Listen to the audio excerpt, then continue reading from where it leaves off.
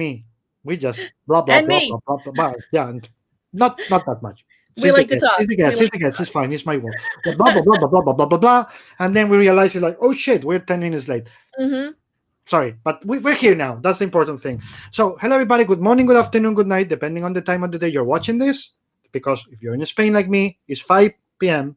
In the Canary Islands, it's 4 p.m. If you're in Argentina or Chile, it's 1 p.m. If you are where Christina is, it's 11 a.m. So actually, just so you know, this is not about comics. This is about physics, and we are time traveling. And we are time traveling.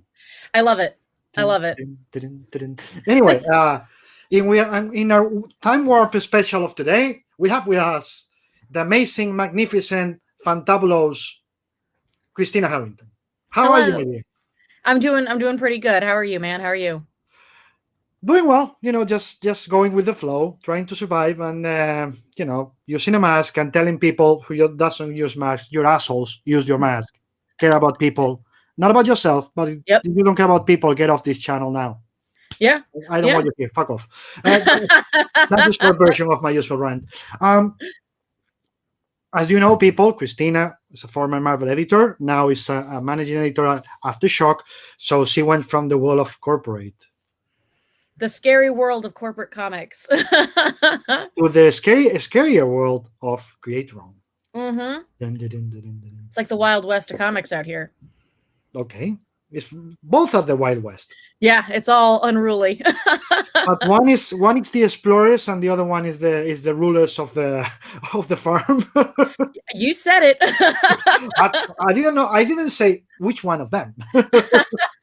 Leave it open to interpretation, right? Yeah, yeah. Look, Frank Galan just came in and said, "Ole, there, my editor, Christina is a sunlight." Fran worked with us on Knights Temporal. He was the artist on that Cullen Bunn book. He's fantastic. Hi, Fran. Hello, Fran. Good. You were the first. Everybody says hello. What is the thing you miss the most?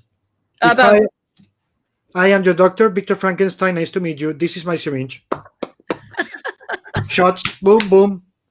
You can leave now because the pandemic is over. Everything is solved, and you've been dying for 6 months. So, oh my god, I'm dying to do whatever. What is it? We were talking about this a bit before we started broadcasting, but conventions. I really miss conventions. Seeing people in person, actually getting to sit down with fellow editors who I miss too. I've got quite a few friends in the industry who are editors, obviously, because I moved over from Marvel. Several of them are still at Marvel, but quite a few of them moved on to other publishing houses too. I haven't seen them in person in months, and most of us are in the same city. Nope, there's no chance to see each other. So I miss that. I miss being able to connect with people, and even just like the energy of like New York Comic Con when you're on the show floor, when you're in Artist Alley, like that energy with that group of people, the fans and the artists and the other professionals, and the people from press and stuff like that. It's just sort of like reinvigorating. You go into New York Comic Con, you come out those 4 days, and part of you is exhausted, but some other part of you is like, oh, I can't wait to make comics. Like, I can't wait to make more comics. This is so fun. And so to not have any conventions, I haven't gone to a convention since 2019. So to not go to any conventions has been, at first I was like, this is great. I just get to stay at home. I don't have to like go out and do anything or talk to people in person. And now I'm like, I'm going crazy. And it would be so nice if New York Comic Con wasn't at the Javits. Oh, yeah. If they found like a bigger space that wasn't so many stories and you didn't have to stand in line. A decent place that is well constructed. Yeah. That had cell service. That would be great. For example, there's an anecdote I never told you. I remember when Paloma and myself went to New York for a honeymoon, because I have been there for like many times, but it was her first time in, Jesus Christ, 18 years ago, in 2002. I remember she was an architect back then. She still is, but she's not working. She's working in comics now. But she was an architect back then, and she wanted to see the Javits because, of course, it was New York, and you got to see the convention center in New York to learn and all that. And we just walked around. They let us in. We walked around. So I don't know why they let us in, because she just said I'm an architect, and they let us in. That's nice. They don't care. They're like, cool, come in. And it was just not a word, checking everything. And Pharmacy says, let's do a second walk and I'll tell you a couple of things. Okay, we go second walk. It says, in illegal, this would be, in Europe, this would be illegal. In Europe, this would be illegal. In Europe, this would be illegal. She pointed like 25 things. That's crazy, David. No. 25 things. And I was like, honey, I come here every year. Well, no, 2002. I don't think, no, there wasn't New York Comic Con yet. But anyway, I was like, so when New York Comic Con started, of course, everything I have in my mind was there's 25 things in this building that in Europe are illegal. Uh-oh. And we've been it's like it's been the home of the convention for a very long time at this point, and they always cram so many people in there. It is sometimes like upsetting how many people are close to you, but after like a year of only being in my apartment with my boyfriend and my dog, I'm like, I'm prepared. Like, let's get into some crowds, man. Let's give it to me. It's like people ask me, oh, do you miss conventions at all? Like, if you asked me 6 months ago, I would say missing the 8, 9, 10 hours on a plane every time I go to the US, 18 hours if I go to San Diego. No, I don't. Now I'm like, give me the fucking hours on the plane. I just want to be there. I just want to be there. Yeah, just get me out of my house, please. Like, whatever it takes. So I'm looking forward to that happening. I'm looking forward to conventions coming back, the kind of excitement as like the weekends ramp up. C2E2 is always a really fun show. I'm hoping to be able to do that, when it's safe to do that. I don't think I'll be doing any conventions this year. But it depends on the vaccination, right? It does. And how that happens in the US, which is going to be interesting to watch. Like, at the very least, it's going to be like, all right, how badly can we mess this up? Let me say that not as badly as it could have been handled if the orange chimpanzee was still the president. Yeah, that's it's one good thing that we have a government in place now that wants to be a government. Like, they want to govern. They want to do the things that need to happen. So I don't know. Everything is sort of up in the air right now anyways. Like, nobody really knows what the future holds, but I'm hoping that the conventions, when they come back, that they're as fun. They're going to be such a party. Can you imagine? They're already parties, and they're going to be such a party when they come back, because everybody's going to miss each other, and everyone's going to want to be around each other for all 4 days. Yeah. Usually by the third day, you're going to say, wait, do we have to go to the convention center? We just want to hang out with each other. Yeah. I think that's exactly like it's going to be great. I can't wait. I really can't wait for that to happen. And just to see my coworkers in person. We've been doing all of our meetings and everything online, which is for the most part pretty good. Like, we were pretty much into that groove already. A lot of us work from home. But for Aftershock, but to actually go and see people in person will be like, it'll be great, because we haven't seen anybody in, since March, I think. The last time that I went into Manhattan, I live in Queens. The last time that I crossed the bridge to get into Manhattan to have fun was in February of last year. I haven't been in Manhattan for very long since that. I've driven through it or, got into the trains, and that's basically it. So looking forward to just getting out of my house, I guess, is the conclusion to this question. Is that in the end is when do you come out? My answer is to walk the dog. Do you do anything else? Well, maybe I go to the supermarket. Do you do anything else? No, I can't. I'm forbidden to leave my town. Yep. We have town confinement in Spain right now. Okay, so Paloma and Erin can, because of course Paloma works in Barcelona. Mm-hmm. I'm in the like you with Manhattan, and like some kilometers out. So Erin can, because the school is there. We wanted the school to be close to Paloma's, to Paloma's office, because they have, a official paper saying you can, like in the wall. Yeah, it's a pass. Yeah, a pass to get into the city. In my case, if I try to go there, I get a big fine. Oof. So it's like, can you do anything? Yeah, I can walk my dog. Anything else? Yeah, I can go to a supermarket. I can go gas, because the gas station we have one there. But if I try to cross, I can't.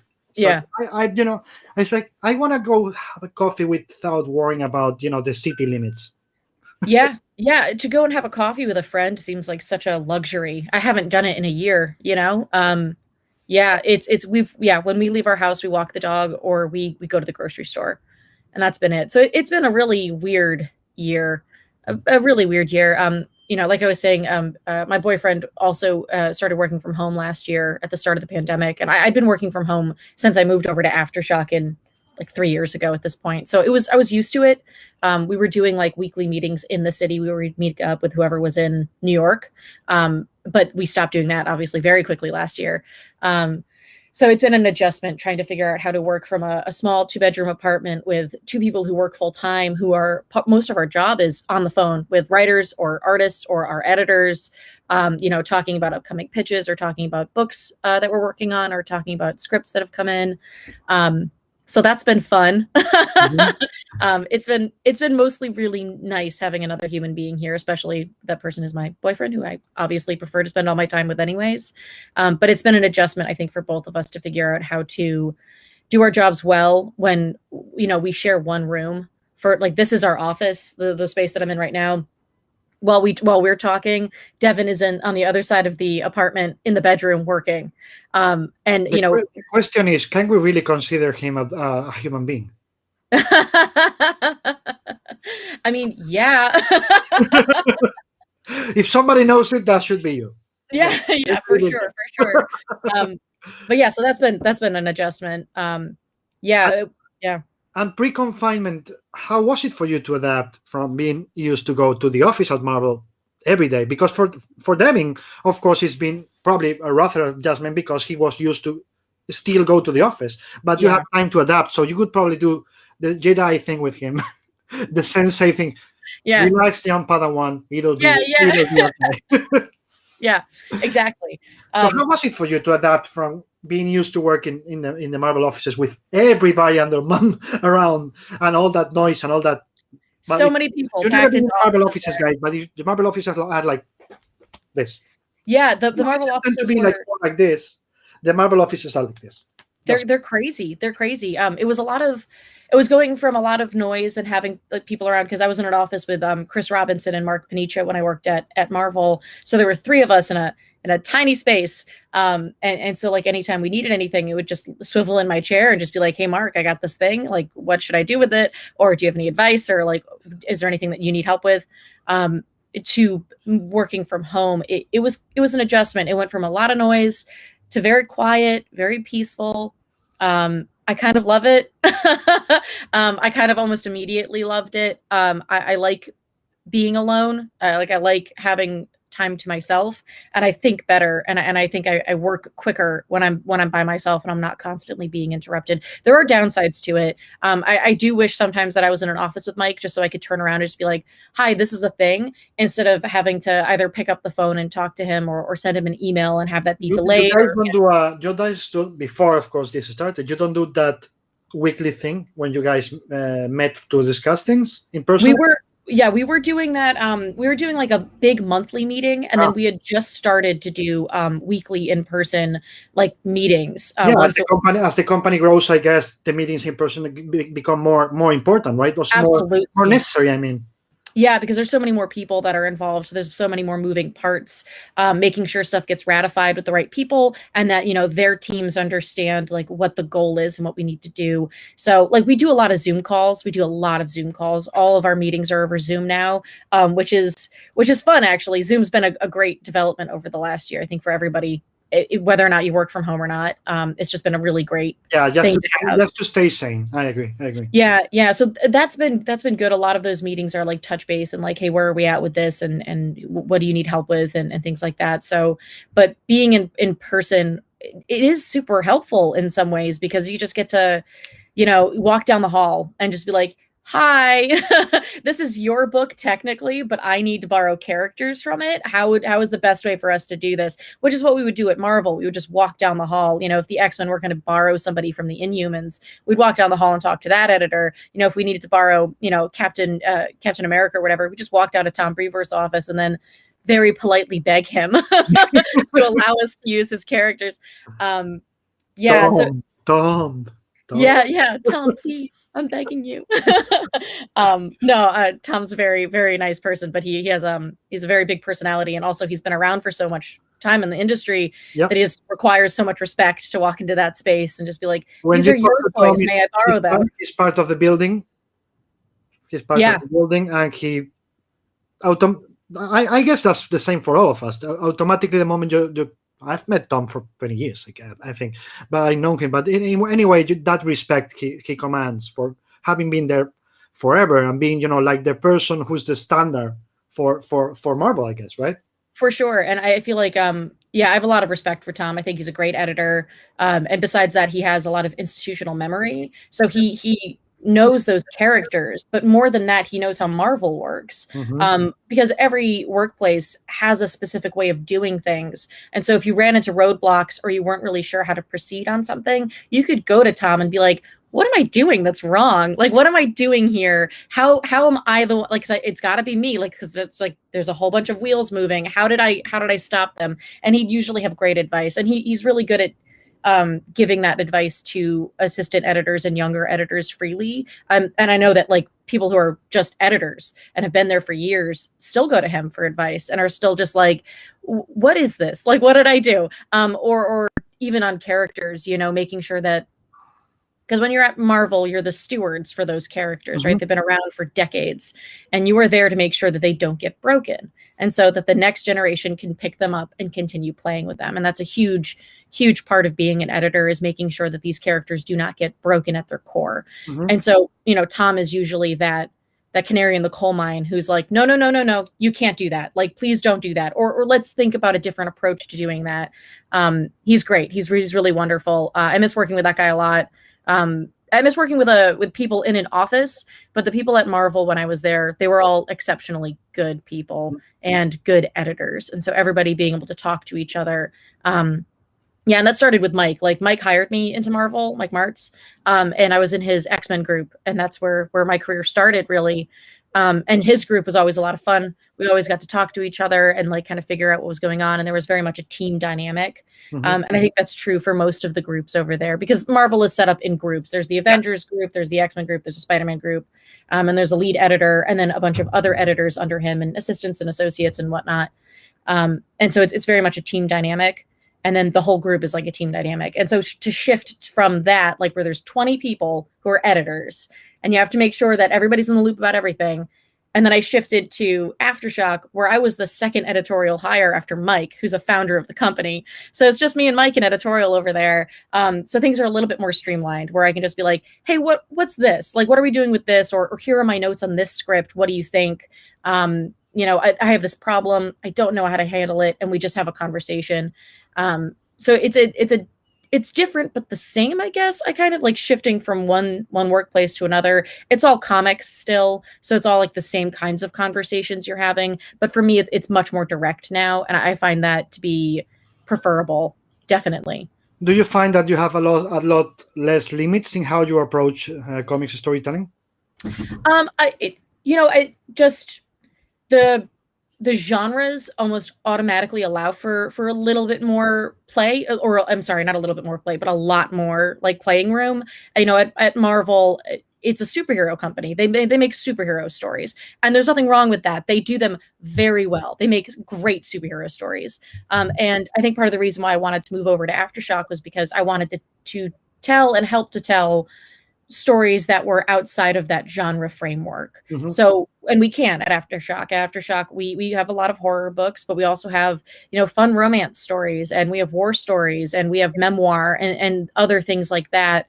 And so that's been like, there's been a bit more freedom there for sure in the types of stories that we tell, because we're open to anything. We're open to any kind of pitches that come in. We've gotten kind of the reputation for greenlighting pitches that writers never thought would get picked up anywhere. And we were like, that's crazy. Let's do it. Like, let's absolutely do this story. It's really weird. And so like stuff like Lonely Receiver from Zach Thompson, that is about a woman who has an AI wife who disappears on her. And it's just like the whole story is about like loss and breakup, and like coming to terms with yourself and failing to come to terms with yourself on your own, and realizing that you need a codependent relationship. And that's all that you like, you have to dive into it. And like other stories too, like Dark Ark from Cullen Bunn is about like what happens when like the biblical ark, there's another one and it has monsters in it. And that's such a fun concept. And there's a lot of playing room there. Those are both horror books, clearly, but like Lonely Receiver is also definitely like romance in what it does. But there's a lot of playing room at Aftershock, and There's nothing we're going to outright say no to. If it's a story that's interesting to us, if it's a story that really grips us, we're probably going to publish it. Like, we're probably going to try to find a way to make it happen, which is exciting. Absolutely. And you mentioned pitches, and that takes me to the definitive question. What do you need to see on a pitch, and what definitely is the moment you see it on a pitch is like, no, not doing this book? Yeah, that's hard. That's a hard question, David. I feel like with everything, it depends on the story.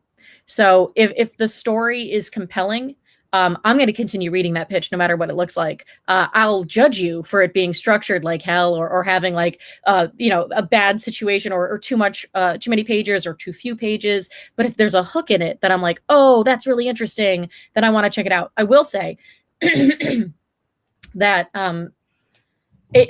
pitches are weird, right? Pitches are weird and hard. Oh yeah, I've got my coffee. Drink.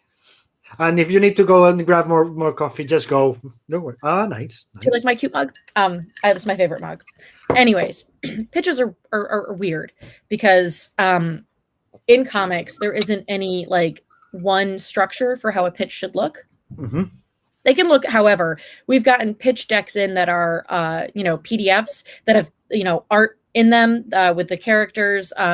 We've gotten full first issues sent to us with like a quick synopsis at the start about what the rest of the story will look like. And also we've gotten like short paragraph log lines, 2 sentences. This is what the story will be. This is what the hook is. This is what the character is. Cool. And those usually come from people we've worked with in the past that we've already trusted their storytelling intuition. We know they can execute. So they're just going to give us short ideas. And then we're going to go, we like this, this, and this. Hi, Jackie. And then we ask them to expand on it. But so the answer is pitches don't have to look exactly one way. I will say this: make sure that you have a clear and short summary of what your story will be. Tell us the beginning, tell us the middle, tell us the end, tell us what the hook is. What is about your story that's unique, that's going to make other people want to read your book? Mm-hmm. After that, a couple of paragraphs with that. Doesn't have to be super long. Doesn't have to tell me what's going to happen on page 3 of issue 4. I just need to know the big broad strokes. After that, doing some character breakdowns for like at least the main character, so you can tell me where he starts or she starts, and where they end in terms of their character arc. So I know that you know how to do a character arc. Some idea about theme. The theme for Lonely Receiver is like what, breakup and loneliness and an ache for true connection, whatever that looks like. And then if you want to compare your pitch or your story to other ideas, it's Reservoir Dogs meets Winnie the Pooh or whatever, sometimes that works. Sometimes that works against you. I'm sorry. I hate those. It's not whatever mixed with whatever. I'm like, yeah. Why? Yeah. I don't need, I like the idea of you telling me what things are like sort of similar to certain stories. But if you're telling me that, this is a story about a man in an iron suit, it's sort of like Iron Man. I'm going to be like, that's just an Iron Man story, my friend. I'm sorry. I'm not going to publish that. I'm not Marvel. So it's definitely like a double-edged sword. You can use it to sort of explain the themes and the motivations and things like that in the story that you're writing. But if it's too similar to other stuff, we're not going to pick it up because that story's already been told. Like, what's the point of telling it again? So yeah, pitches are difficult. I really feel for writers as they write them. If you're a good writer and your writing comes through in the pitch, that's also a huge help. If it doesn't just read like you're slotting in ideas and that's it. If your style comes through in the pitch, that's sometimes helpful. It's mostly just like a clear roadmap for the editor to read and can imagine what the story looks like. And if they start imagining what the story looks like, they want to hear you tell it. And so they're likely to at least come back to you and ask you to expand on it. And if not that, then they're probably going to come back and ask you to write the book and get this book off the ground. It's funny that I never realized until my wife told me, when I write pitches, which happens not that often because I don't have that time, the luxury of time, but when I do it, until Paloma told me, I never realized that I always write them in first person. Oh, that's interesting. I always tell the story as it's in the pitch, only in the pitch. It's not even thought out that the story is going to be that way. No, it's that I put myself in the character. So I write like the character is telling you, this is my story, publish it. That's super interesting. I kind of dig that. That's kind of cool.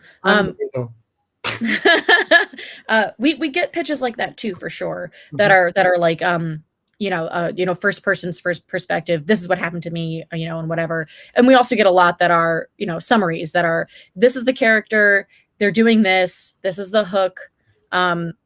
Yeah, I've read for Aftershock, we have a weekly pitch meeting where we talk about pitches we've gotten in and stuff like that. And so I've gotten to read quite a few pitches at this point, several hundred probably, and they're all different. The most important, sorry to interrupt, the most interesting part of your answer is what you said before, because many people think it's just, this is the way. Yeah. And it's not. There's a million ways to present a pitch. The thing is that it has to have certain things you need to judge it. Beginning, middle, and end, a hook, some bullet points, something that lets you know what is going to happen, right? Yeah. Sorry, my boyfriend's making more coffee, which is a blessing. That's his mission in life. Yeah. At least today. Yeah, but you're absolutely right. Like, pitches don't have to look a certain way for us to read them. They have to be interesting, and they have to have the story in there. Like, at the end of the day, the pitch is that this is your first best chance to tell your story to somebody that's not you. Yeah. So that's really hard. And it's really difficult to do. It's maybe the hardest part of getting a book made is putting yourself out there enough to tell somebody else the story that you want to tell. Yeah. And doing it clearly and concisely, but entertainingly, because the editor wants to see how it's going to be entertaining, because we're in an entertainment industry. Yep. That's really hard, but it's you don't have to do it a specific way. You don't have to do it the same way everybody else is doing. If your pitch looks a little different from a friend of yours that's also pitching, that's okay, so long as you have the story in there and you're comfortable with the way you're presenting it, and it is pretty clear to the editor what the story is going to be. Yeah, you've done your job. And listen, you could write the perfect pitch. It could be a really interesting story, and there could be a million reasons an editor tells you that they're not interested. It doesn't have to be that there's something wrong with your pitch or even something wrong with your story. They could be publishing something that's already pretty similar to it, or they don't think that there's a market for it for them, but there might be a market in a different publishing house. Like Dark Horse does a lot of horror and stuff like that. They've started dipping their toes into other things too, but like certain publishing houses publish certain types of stories, and so that's what their readership looks for, and that's what their readership purchases, and so that's their market. So if do some research on what publishers do and what kind of books they put out, and make sure that you're sending them pitches that are at least in those genres, at least in that wheelhouse, or is so good that they're gonna want to break into a new market just for you, which is very rare. And Lisa at Valiant and tell them, hey, are you going to publish my creator owned? Yeah. That's not what Valiant does, and then don't complain online that Valiant doesn't want to publish your creator own. No, please research, as Christina said. But also there's something about what you said that I think is really important. Like, many people doesn't realize is, if an editor says no, is many times it's not related to liking or not liking your pitch. We have 3 books that are similar, or something that is happening next year that I cannot tell you about. Yes. That we already bought, that in a way crosses with this. So we can for legal reasons, we can't buy this pitch. Yeah, exactly. The most important thing for you as an editor, I believe it is to be honest and say why, right? Yeah, if you can say why. If you can say why, then you should. When I write to people and say, hey, this just isn't for us right now, that's usually exactly what I mean. Like, we're just not interested in publishing this story right now. If we have like a pretty good process where we work with people who are already pretty established in the industry. So they know how to write pitches to us. They're usually sending us some cool, interesting stuff. But sometimes it has to pass through. It's not just me that gets to greenlight something either, which is something to remember. And this is the same thing at all publishing houses. It's not just one person's decision if something gets published or if it doesn't get published. There are other people that have to make that call too, for a variety of different reasons. Yep. And so if your point editor comes back and says, hey, we're not going to publish this, they were probably advocating for you in every meeting that pitch went on, and they were in the minority and they were told no. Yep. So don't take it out on them. If they tell, if you're new editor, if you're new writer and you're pitching and you're really excited and you keep getting no's, those editors are in your corner. They wanted you in that room. They were just told for whatever reason, and maybe they didn't know, or maybe they weren't told. They were just told no, and that happens too. And it's a frustrating part of being an editor. Jackie asked if I have any memorable pitches from earlier in my career. Zach Thompson has a book coming out called I Breathed a Body. That pitch was nuts. That pitch was it's about social media. So a kid dies on social media while live streaming purposefully to scare people, and his media team has to try to figure out how to like spin it. And we were all like, yeah, that sounds really interesting, like let's do it. And then the more we talked to Zach, the more we realized that there was like a crazier, creepier story at play that he wanted to tell that was very much like Hellraiser, like that there's like another, like there's like these weird gross beings and a lot of body horror elements to it, and there's something creepier at play underneath this. It isn't just social media voyeurism. It's a man being predatory and gaining power through that voyeurism through supernatural means. And so like that was really interesting. That was a really interesting pitch that I think maybe it was. I really like the weird ones. I really like weird pitches. So that one I was immediately like a huge advocate for. I was like, I want to see what happens next. Like, I want to see what Zach does with this. And Mike was the same way. So for us to be able to tell that whole story with Zach and Andy McDonald and Triana Farrell and yeah, it's very good. It's really weird and fun. But that was definitely a standout pitch recently from recent memory. There are a lot of them that are really cool. A lot of them that I don't remember the pitch stages for, but for that one for sure, it was such a reveal, the deeper inner workings of that story that it was very effective. It was an effective pitch for sure. Saul Figueroa says, Hola, Cristina. I just wanted to say hello from Mexico. I know Cristina from back in 2013. My class at the Cuber School and her class at Sarah Lawrence met and made some cool friends from there. Yeah, that was really fun. The Kubert School is great. It's in New Jersey. And I went to for my graduate degree, I went to Sarah Lawrence, and there was a comic book writing course at Sarah Lawrence at the time taught by Scott Snyder that I was lucky enough to take. And we kind of, through that class, was connected with the Kubert School. And so we got to meet a bunch of different cool artists and yeah. Hey man, it's if you get a chance to check out what the Kubert School is doing and are able to support them or just look into their artists and the various people that have graduated from there. Clayton Cowles, who's like a letterer, I think he's a Kubert School graduate. There are a lot of Cubies out there who are very, very good and were taught very well at the Kubert School. So that was the first time that this is way before I even got into. I wasn't even an intern at Marvel at this point.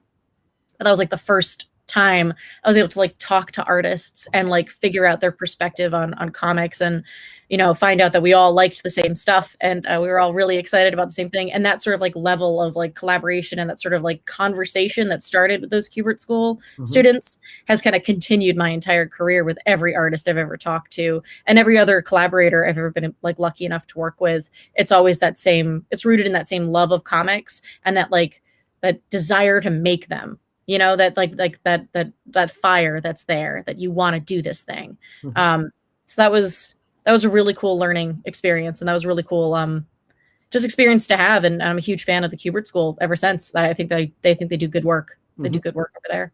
Yeah, absolutely. Is there any limits to the stories you want or can tell at Aftershock in terms of length or in terms of format, in terms of the genre? Yeah, I'm going to have a quick sip of coffee. Yeah, go. I don't think so. I think that, if it's a good story, like I said, if it's a good story and we think that we will have a market for it, or, if we think that our readers will respond to it, I think that it has a possibility of getting made. We're currently dipping our toes into doing a new series of original graphic novels, the first of which came out, I believe, late last year, called Kill a Man by Steve Orlando, Philip K. Johnson, and Al Morgan. And it's about a a gay cage fighter, UFC fighter. I'm not like familiar with that like whole scene, but he's outed unexpectedly right before a big match, and all of his sponsors drop him, his whole team drops him, everything like that drops him, and it's about him sort of like working his way up from that level to become, or to have a chance at getting like the title belt. So we started with that one. It's an OGN, and we're hoping to have more coming out pretty soon. I can't say anything more about them because we haven't announced them, but it was sort of our first kind of like foray into OGNs. And then we're also looking to do more like one shots. We're calling them one shocks in-house. We call them one shocks because Aftershock, and everything has to be a pun. But those are shorter stories. Cullen Bunn did his first with us called Piecemeal. And they're just like one-shot stories that are about 40 pages, I think. So it's like, it's and then we just do normal like ongoings and things like that. But the story should dictate what format it's in. You know what I mean? So like if it's a longer story, like Kill a Man was never going to be, a one shot. Like we would never be able to tell his story in a shorter format than it was. And we also felt like it was the type of story that you needed to read in one sitting, or you needed to have one book in your hand to read rather than waiting monthly for it to come out. But then there are other books like Kaiju Score right now we're publishing. That's definitely an ongoing series because there's big monsters, big heists, big hooks at the end of every issue, and that sort of anticipation that builds between the months works in Kaiju Score's favor. So it really just, it's the kind of story that you're trying to tell that dictates the format that the story goes into. And a lot of the time those writers come to us and they go, "Hi, I have an OGN. Like I would prefer this to be in one sitting kind of a book, or I prefer this to be a shorter story, it's 30 pages or whatever, or this is definitely just like a normal ongoing." But yeah, there's really no, in terms of the formatting, we haven't dipped our toes into like digital storytelling or anything like that yet, but I wouldn't write that off. And if there's an avenue for us to, explore that and a place for us to do that, I think we'll try it. But for the most part, right now in print publishing, I don't think we have any, formatting no-nos, where we're just kind of doing whatever the story tells us to do. And same with general, right? I guess that there's no limit. You just can go with this. If the story is good, doesn't matter if it's horror, comedy, etc., etc. For sure, definitely. And like I think any editor will tell you that. Like so long as you're not working at a publisher, and I mean even Marvel like dips its toes into horror comics. I think Immortal Hulk is at its core a horror comic book that stars the Hulk, which is I think works really well. But it's still a superhero mashup. It's a superhero horror book. But I at Marvel or at Aftershock, I don't think that we have any real limitations. If the story is good and if the story hooks us and we want to see how that story plays out, then I think we're going to move forward on that kind of project. It has to be a good story, which is the hard part, right? Yep. That's the hardest thing to do, is just write a good story. So we're not trying to put constraints on what we publish based on genre or anything like that. Mm-hmm. Yeah. And imagine nobody's watching right now, and my question is, what do you want to see more of in pitches? Like, guys, please stop sending me, we are not going to say what. Thing like this, we are not going to say what, but, you can say what, that depends on you, but I am telling you, you don't need to say it. But the other side of it is like, I want to see more of. Yeah. I won't say what we won't want to see more of, because I feel like that is also like it changes day by day. You know what I mean? I'd love to see more women pitching. It was the same thing. That was part of the question. It was the same thing at Marvel.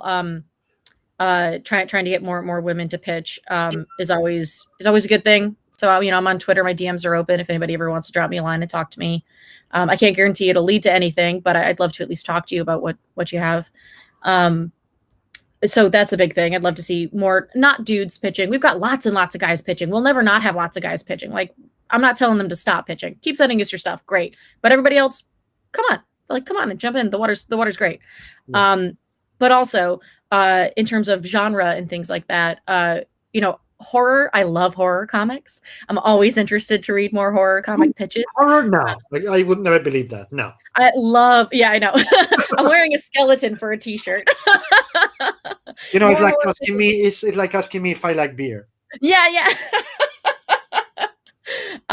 Yeah, so more horror pitches. Horror blended with other genres have done really well for us, like horror romance with Lonely Receiver, which keep going back to. Because horror, romance, and poetry are all related. It's the same story told different ways, right? Yeah. I just saw your face with like, oh. Yeah. Ooh, yeah. I also, I really like my publisher's gonna kill me. I really like Western stories. We published a really good book called Undone by Blood by Zach Thompson and Lonnie Nadler. Zach's on my mind. We just got like a script in from him, so I'm like, my brain is on his books. But Undone by Blood is a great Western book that we put out last year, and we're going to be putting a sequel series out very soon this year, which is really fun. We're getting the first issue lettered, which is I'm looking forward to reading that first issue of the second arc. But I like Westerns a lot. I think they're a lot of fun. I think there's a lot of cool genre mashing you can do with them too. So it's not just, a John Wayne's or like spaghetti Western story. You can do like Western and noir, Western crime, which go hand in hand. Basically, they're the same thing.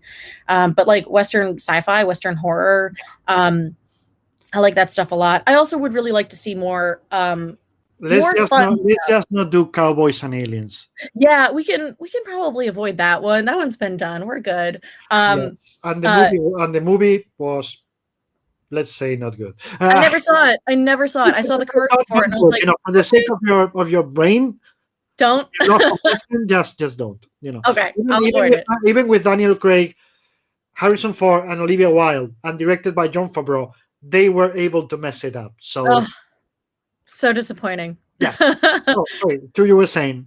I love big, fun comic book stories. I think that comic books are a great medium to sort of showcase serious, down to earth, grounded stories. But there's the other side of that coin, which is big, dumb fun. And I love big, dumb fun. And a dumb isn't meant to be, a derogatory sort of statement or sort of like qualifier in this sense. I mean, stuff that can only be done in comics. Sarah Brunstad said this when she talked to you. She talked about how there's like no like budget in comics in terms of the kinds of special effects you can do. You can, blow up spaceships. You can have dinosaurs walking down Fifth Avenue, whatever. I love stuff like that. We did a book with John Layman recently, drawn by Carl Mostart, called The Man Who Effed Up Time. Mm-hmm. That book is just about jumping through different, it's about one man who messes up time. And so each time period, when he tries to fix it, everything looks different. Everyone's a bug suddenly. There are mammoths. There are people who are riding dinosaurs. There's time cops. I loved that book. I thought that book was fantastic. It's an unlimited special effects budget right there on the page. And the story was big and bombastic. The characters were fun and larger than life. I love that kind of stuff. And I'd love to see more pitches like that really take advantage of comics and tell a big, dumb, fun comic book story. And I think we see more serious stuff, which is also great, also wonderful. Love it. But I would love to see big, dumb fun. Just send me something that's big and fun and kind of stupid, and I'm in. Absolutely. It's like thinking that comics should only have Eisner or Kirby and Stan. Like, no, you can have both. Yeah, for sure. Some people like the bombastic, Fantastic Four craziness, and some people, the over the top, and some people likes to see, a contract with God. Or, you know what? Some of us, including Christina and myself, we like to see both. Yeah, we can like both people. Yeah, and there's definitely room for both at Aftershock. Like we're obviously interested in doing both of those kinds of stories, like the more serious down to earth stuff. We're putting out a book with Peter Calloway about his grandfather, who was a black doctor in the 1930s, and he became the doctor to Al Capone. And it's a true story. It's a true family story that's like become this kind of like family legend. And he was just like, I want to tell this story, and it's very much comic-y, but it's also still very much it's a family memoir, really. It's a retelling of his grandfather's story. And we can do that. And we can also do The Man Who Effed Up Time, which is just big, fun comic book action. So I'd love to see more big, fun comic book stories that really take advantage of the medium and just kind of like goes for it. Yeah, as you just said, there's no budget. So if we can't be bombastic and crazy and no limits, nobody else can, because the others, they have a budget. There's a novel, they don't have the images to show it. There's a movie, they don't have the money to do it. A video game maybe, but that means a AAA that takes 5 years to be made, and the comic is 3-4 months. So we have the immediacy too. And there's also something that I wanted to not mansplain before somebody says that, but clarify what you said before about more women. Many people who are normally stupid, I will say that, or stupid assholes have the brain of the size of a pea, and normally their cock is the same size. Anyway, I was saying, when they hear more women in comics, they automatically interpret it as that means men are going to lose their job. I'm a man. First, if men lost the job, so more women have it, I wouldn't care, because we've been having more work than women for 20 fucking centuries. It's been a long time. It's been a long time. Let's just say that way. But that's not the case anyway. The case is it's not either or. It's both. Both. We need more women in comics, because, as I told Sarah Brunstad when I had it here, the only future that comic can have is if we have women in creation and in charge, because we need that voice. We need that different perspective. We don't have. We're starting to have it now, but so we are real art medium. We need both. Yes, now, I agree. Yeah. Please go on and say I'm wrong in everything. No, I think you're right. I think it comes down to just to emphasize. But I think you're right. I think it's down to the point of view. And for me, particularly, I like to read stories that come from outside of my point of view, that are, relatable and at their core, because it's about a human story, but are also just interesting and different. And hiring the same person or the same kind of person over and over again doesn't lead to interesting, different stories being told. It leads to the same story being told over and over again. And I don't find that very interesting as an editor.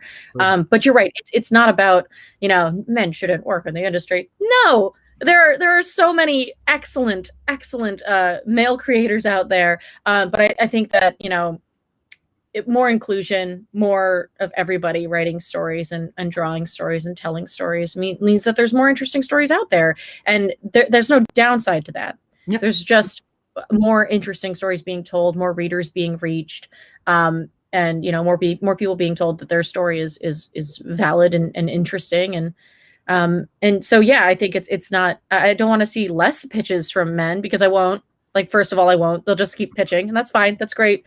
We'll get cool, interesting stories from them. That's awesome. Like, there's no downside there. But I'd like to see more women and more non-binary folks and just everybody that's not a cis man. I'd like to see your story.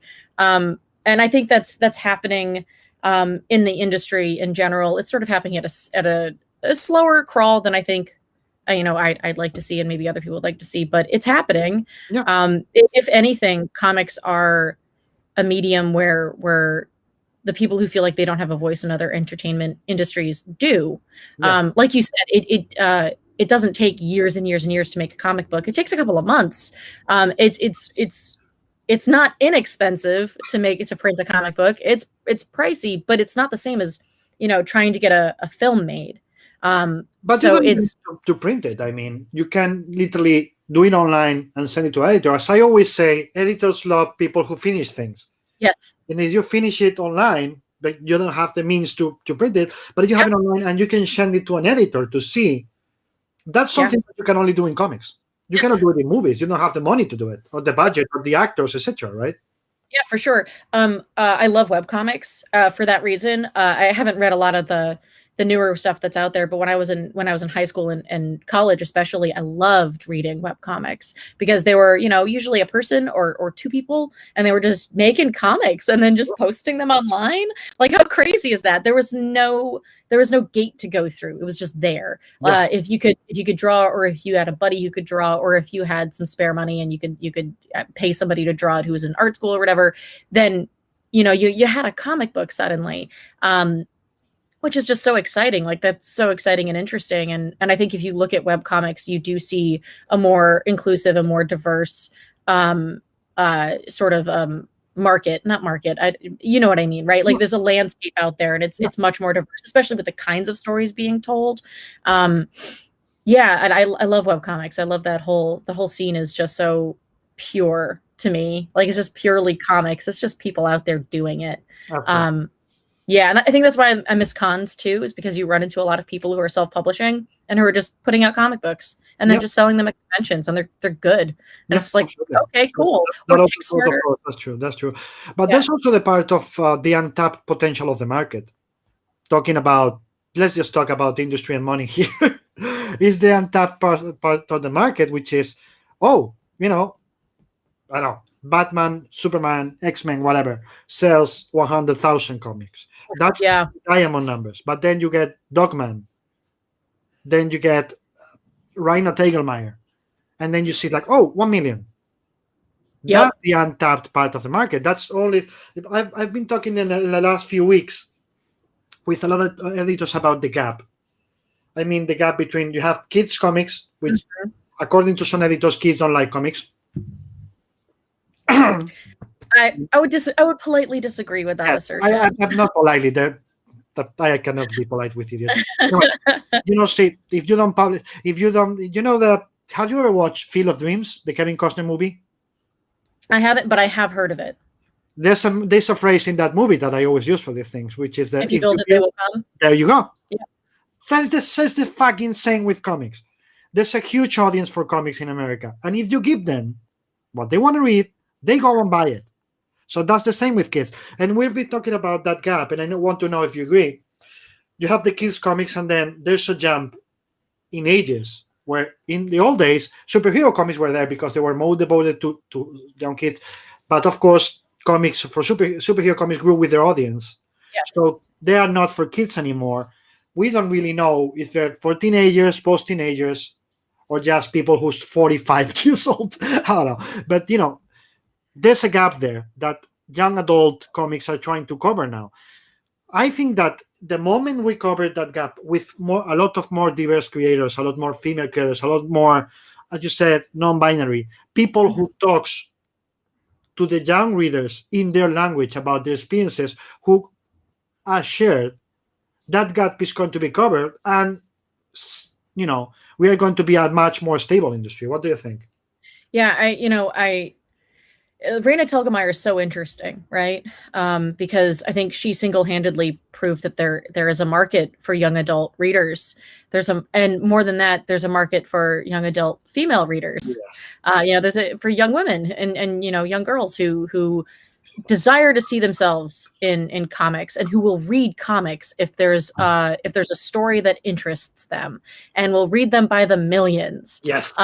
Raina's accomplishments should never be downsized. They are incredible, and I think they've done something so incredible. She's done something so incredible that it's opened the eyes of people in comic book publishing to the fact that there is a market for young adult.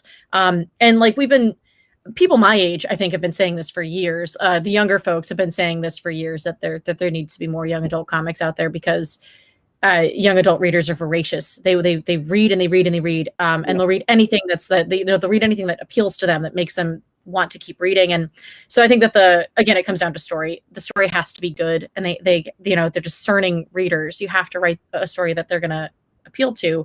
The thing about comic books for kids is that sometimes there's no effort at all. That it's just like, oh, this is a little story that, they'll read anything. And it's no, kids are people too. And they'll never talk down to your reader. Never. Yes, never. Doesn't matter if your reader's 5, 12, 17, 47, never talk down to your reader. Tell a good story that's appropriate for their age level, and they'll want to read it. And I guarantee you there are definitely preteens and young adults who are reading superhero stories that are leagues above what they should be reading. Oh, yeah. But kids find what they want to read, and then they read it, and they understand it no matter what. So I'm very interested to see the amount of young adult books that start coming out of the industry. Places like Boom and Oni have been doing that. They've been doing that for years and years and years. But I think we're about to see a huge boom in them from Marvel and from other comic book publishers as well. DC also. They went into that fray. They've already dove in. They're in there. They're ready to go. Yep. Yeah, and Aftershock is also interested in telling those kinds of stories too, and trying to figure that out. Our readership is largely, you know, adults, and we tell largely pretty adult stories. You probably don't want to give a walk through hell to a, you know, to a 12-year-old. That's not appropriate.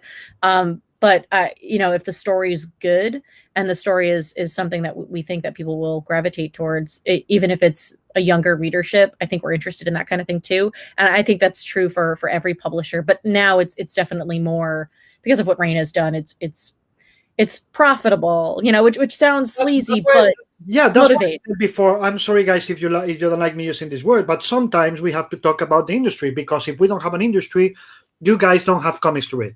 Yeah, it's an entertainment industry. We need to make money off of the things that we're selling in order to make other things. Yep. It's true for every publisher out there. It's also an art form. Like, these two things are not like one does not cancel out the other.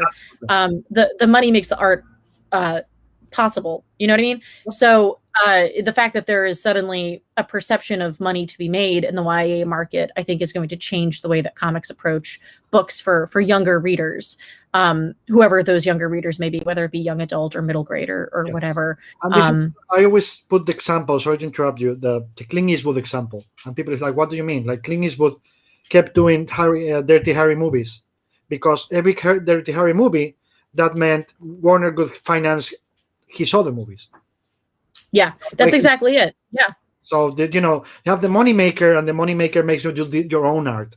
Yeah. So, you know, if you want to see more stuff that is not genre based, or it's more, you know, for kids, or, you know, any other stuff from Aftershock, Aftershock needs to get producing the other stuff that gives them more sales, right? I guess.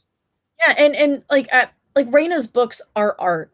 Like the fact that she's sold as many copies as she has doesn't negate the fact, and she's made money, and her publishers have made money, doesn't negate the fact that they're art. They're artwork. They're beautiful stories about her growing up, and you know, about other young women growing up. So yeah, I don't think that the two are mutually exclusive. You know, if you're making money off of something, it doesn't make it not art. It is. You know, if something is commercially viable, it doesn't make it not art or not good for some reason. Marvel's books are very commercially viable. They're still also very good. There's a lot of good stuff they're putting out. Same for DC, you know, same for a lot of the Image books that make money. Like, they're good books, and they're a form of art. You know, I think that people tend to sometimes turn their noses up at the thought of making money off of you know, a piece of writing or whatever, and it's just like, no. Like, if it's making a good amount of money, it's still good. It doesn't make it sell out. That's like the people who think, you know, the only good Spielberg movies are you know, like Lincoln and all the others, Munich and all that. And I'm like, fuck off. You're gonna tell me that Raiders of the Lost Ark is not a good movie? Right? Yeah, exactly. Just because something's commercially viable doesn't mean it's bad. Something can be commercially viable and bad, like, that's absolutely possible, but something can be, you know, a niche thing and also bad. Like, it's these things too have nothing to do with each other. Trying to be more arty or trying to be more bombastic doesn't mean it's better or worse. It just means, you know, you can enjoy it for its own merit. So I think it's crap because it's called Prometheus, and, you know, the director didn't know what to do with it. I'm sorry. I'm learning so much about you, David. No, I'm not talking about that thing that somebody is supposed to call a movie. Anyway, let's say, and you did know, I hate that movie. Anyway, all kidding aside, the Solina Fletcher hello. I got to MICA and remember seeing the Aftershock table at Baltimore Comic Con 2 years ago. I was spellbound by everything there.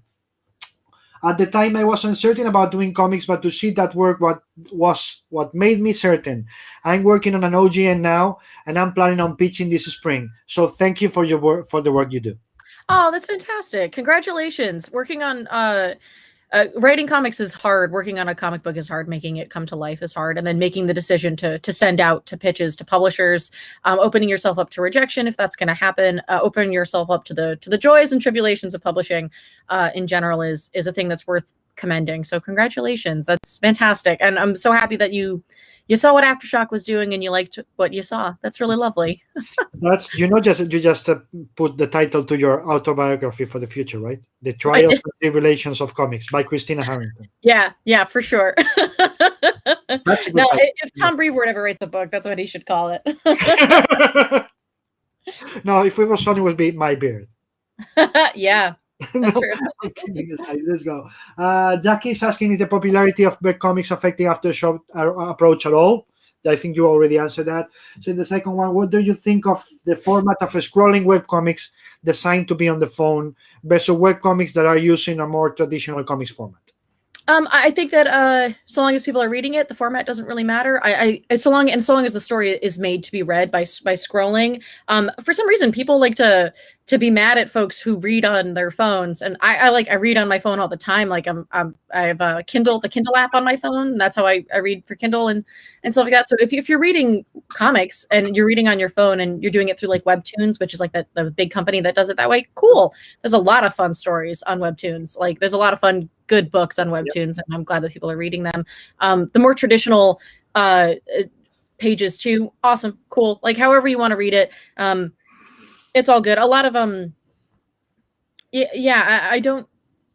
There's some like dedicated formatting that you can do for digital comics. For a long time, Marvel had those where they would just isolate certain panels as you move through a page, which is great, and it would show you at the page at the end, which sort of mimics the way that people read comics. They read from panel to panel, but you see the whole page the second you turn the page, anyways. The guide of view, I hate it. Yeah, it's. I need to see the whole thing. The storytelling also only works if you see the whole thing. If it's designed that way, that's different. Yeah, if it's designed to be, like the Infinite comics they were doing, I think they were called for a while. Yeah, where they were designed to go boom, boom, boom, boom, boom. I think so long as you're reading comics, I'm happy. And so long as the format works for you and the format works for the story that you're telling. A lot of those Webtoon stories, especially the ones that are original Webtoon, like books, they're written specifically to be scrolling, and then they can be restructured to be for print later on. That's entirely possible and entirely doable. I think that who was it? Jeff Smith. Jeff Smith told me that the book I just blanked on the name of the book. The book that he created for Webtoon, he is doing it now as a graphic novel, and he's completely redesigning it, so it fits the printed book format. Yeah, I'm interested to see what that looks like, because the kinds of like page turn reveals that you get and stuff like that in print is very different from the kind of page turn reveal you get by scrolling up a panel. They're the same thing. They're going for the same goal, but trying to get that same reaction is a little bit different, and just in the formatting of it. But I think Webtoons is really interesting. I love that so many people are reading comics, and they're reading comics through a dedicated platform like that. I think that's really cool. The numbers are saying that it's a huge success. I mean, we could go back to the question of if that's really a comic, and we always say I don't care. Yeah, reading it and it's sequential storytelling, and Webtoons is sequential storytelling. For me, that's a comic. And by the end of the day, we're seeing there's a potential in digital comics. Good. There's a potential in young adult. Good. There's a potential in slice of life. Good. By the end of the day, it's what we said at the beginning, Christina. It's like there is no limit to the stories you can tell in comics. You just need to reach the audience, and we're in a golden era, I think, for comics, thanks to you guys at Aftershock, thanks to Dark Horse, thanks to many others, which are saying there's a lot of stories we can tell. Yeah. We don't have to be limited by the kinds of stories that we're telling, or the kinds of writers or artists we're bringing in to tell those stories.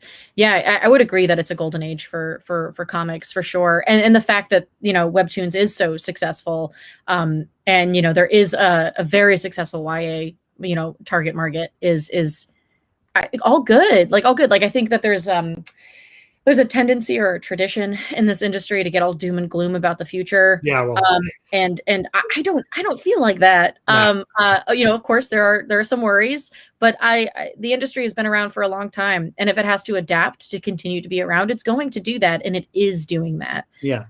And I think that it's adapting a lot faster, and I think and a lot better than many other markets. I mean, look at what's happening to movies. Yeah, just this past year with everything shut down. Suddenly every store was shut down, but you could keep reading comics. Yep. There was a we had to pause for a couple of months in what we were doing, only because comic shops were closed. No, of course. We didn't want to be publishing books with nowhere to send them. But, you know, we were able to pivot pretty quickly. So we're comic book shops. They were able to pivot really quickly. They were able to be a bit dynamic last year, I think. The fact that so many of those comic shops pulled through is really a testament to the people that run them and how versatile they are and how hardworking they are. Yeah. And yeah, the industry, I think people were very scared for the industry at when the pandemic started, and things are rocky, I think, but the types of stories that are being told and the ability to continue publishing, I think, is just so, I don't know, it's indicative of how how much we want to be here. And how resilient comics are in the end. Yeah. I don't know if you guys in America have the numbers, but I can tell you that in Europe, especially in Spain, but in Europe, the post-pandemic numbers in terms of comic sales, book sales, but especially comics, have grown exponentially, like 40%. Same. Yeah. The thing is that people is reading a lot more after being confined at home. That thing about being used to read in your time at home or whatever, in the subway, as you said, whatever. People has gotten that habit back. Yeah. And the moment you get the bug, as I always say, the illness of reading, you don't lose it. It's become a part of you. So we have to be really optimistic. And I've been doing this for, 23 years this year as a professional in comics. I'm younger than I look, guys. I've been doing this for 23 years. And every 2 years, we're dead. We're dead. And every 2 years, I said the same thing. If you just look out the window and see how many readers we don't reach, you'll see we can't die. We just have to find a way to get to them.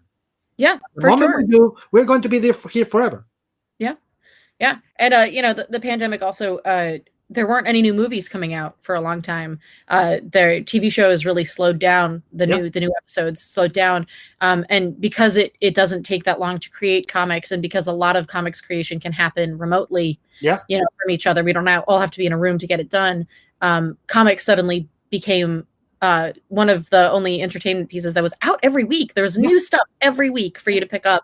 And if you could get to a comic shop, or if you can get a comic shop to ship to you, or you could buy directly from the publisher, or if you're reading on Comixology, then you had access to that stuff. So I think you're right. It's just about getting things to those new readers and bringing in new readers and showing them that there's so many different stories you could be reading. And the price point to get into those stories is not very high. $3 or $4 for a story that's 20 pages.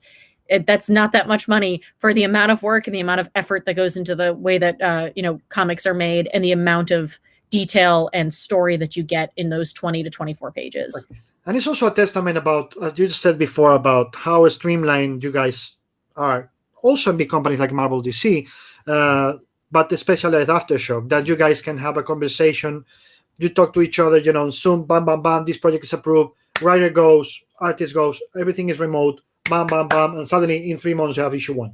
Yep, exactly. It just I don't do that in comics. I'm sorry, but that's only in comics, and especially during the pandemic, the process never stopped. Even if comics stopped being released in print because of the stores being closed, you guys kept working, right? Oh yeah, we took advantage of the fact that suddenly, me and Mike were like, this is the only time we've never had a weekly deadline in our entire careers. Let's just keep people moving. And so we did. We kept our writers writing. We kept our artists going. Kept our colorists going. Kept our letterers going. We just started banking books. So we just had books done for I think 6 weeks. We just kept going, and then we got ahead for the first time ever. We were able to get ahead, because you're right, that cycle just goes. The second you jump into it, you are in that cycle for the entirety of your career, and you constantly have weekly deadlines. So it was sad to have to push back a bunch of our launches, but ultimately it was good for our publishing plan to be able to do that, to be able to get ahead and feel comfortable about where we were at, and to make sure people were still working and still moving. Mm-hmm. The Solina Fletcher says there is a difference between telling a story for an imagined child audience and having a young protagonist with a layered story of their own and tailoring the world to how they could see it. I mean, sure. I think the second part of that is a good story, and the first part of it is just a story that you're just kind of getting out there and doing it. Yeah. Like we said, never talk down to your audience, even if your audience is a child. They have layered inner lives the same way we have layered inner lives. And so your protagonists should be the same, and your protagonists should be people, and no matter what story you're telling, and those people are going to be complex and interesting and have varied motivations. Yeah. And you know what? I have a 6-year-old, and I they can't believe she's know. already 6. Yes, it's 7 in April. That's soon, David. Yeah, talk about it. But the thing is that they know crap. They know crap, and they're going to tell you crap like this big with no filters. So if you try to sell them crap, they're gonna know it. I remember we went to what was it? A movie about the Yeti, the Bigfoot. Oh yeah, there was a couple that came out at once, right? There was a good one and a really bad one. But Smallfoot. This one was called Smallfoot, and we went to the theater, and like 25 minutes into it, she was literally saying that, let's get out of here. And I was like, oh, you don't join it? And she's like, this is really bad. Because it was a movie talking down, and I was looking at it thinking, this is talking down to the kids like they're stupid. Like, okay, you have a song, you have a creature, you have a human making funny faces. That's a really good kids movie. And she was like, no, this is really bad. Yeah. They know. They know. Yeah, they're also constantly reading and constantly absorbing the world around them, and constantly involved with media, whether that's like YouTube videos on their phone, or they're watching TV, or they're listening to music. Yeah, kids are people too, and it's just like there's some content that's not appropriate for children, and those shouldn't be in children's stories. But except if you're in my family, and 5-year-old, my older brothers were having a Savage World of Cornell at home, and I was reading it. Yeah, I read stuff that was definitely not for my age range. Way too young. Like, especially comics. I was definitely reading comics I was reading Stephen King way too young. But and like I said, like, kids are going to find stuff that isn't necessarily for them. If it's a good story, they're going to want to read it. Yeah, if it's compelling characters, they're going to want to read it. So yeah, there's kind of a difference between just putting a story out and putting a good story out. Yeah, and the good stories will land with your audience no matter what your audience is. Yeah. And that's why you need to devote, because many times, as Christina just said, and she's lived it, she's seen it many times in the industry, much more than I have, and I haven't seen it a lot of times. But she was inside. Let's say she was an insider. Things are being just put out. Just get it out, without caring about, this is the plan that we need to follow to get to that readership, or to get to the point where we build from, let's say it this way, Aftershock, and disagree with me, please, and yell at me if you want. Imagine Aftershock tomorrow says, okay, we're going to start a kids line. I don't see you and Mike and Steve and anybody else of the company saying, you know what, let's do a kids comic and publish it in a month. Now, I see you guys sitting down for months and saying, we need a plan. We need to start a line in a certain way. So it's not, even if comics are quick in the release stage, the part that many people doesn't see is that you guys need to sit down and talk and plan and try things until you agree on it, is that about what's going to work for many, many months, right? In some cases, years. Yeah, for sure. There's a lot of conversation that happens behind the scenes before a book goes to press and before a book is released to the world, no matter what the book is. There's always like a marketing plan behind it, and we're all human, so sometimes those marketing plans don't hit as well as we think they're going to, or sometimes the story isn't as effective as we thought it was going to be, or something just happens and it doesn't land the way we want it to.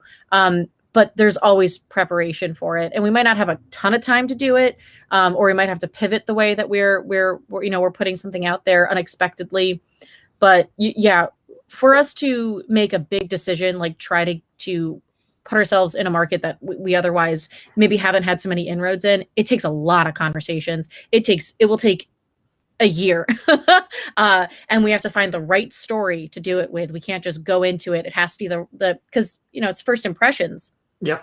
Killaman was our first softcover OGN for a reason, because it's a good story, and we had full faith in it, and we wanted to push it as much as we did, and we thought it would be the best foot forward and our best first impressions for that line of books. And it's the one that's going to get the most criticism. It's the one, the first book out there is going to be the first thing anybody sees.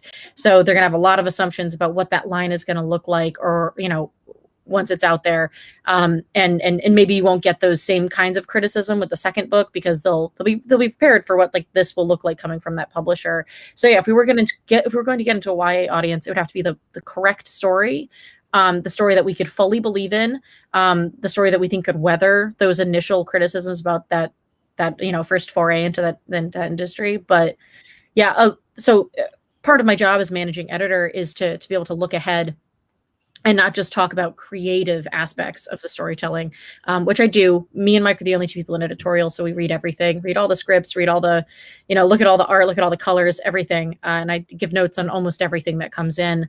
But the other side of that is the more practical side, which is the looking out for the scheduling of the books, and talking and coordinating with the other parts of our publishing house, which is also marketing, sales and marketing, and our production and design work and things like that, and making sure that everybody's talking to each other so that we have a plan, and that the plan is communicated clearly and effectively to everybody. So we know exactly what we're putting out to the public when we put stuff out, exactly when a book is going to hit market, exactly when we need to do, let Diamond know, or, get some exclusives out there, or get our PR guy running with stories, and set the stage for what the story is going to be before the story hits shelves.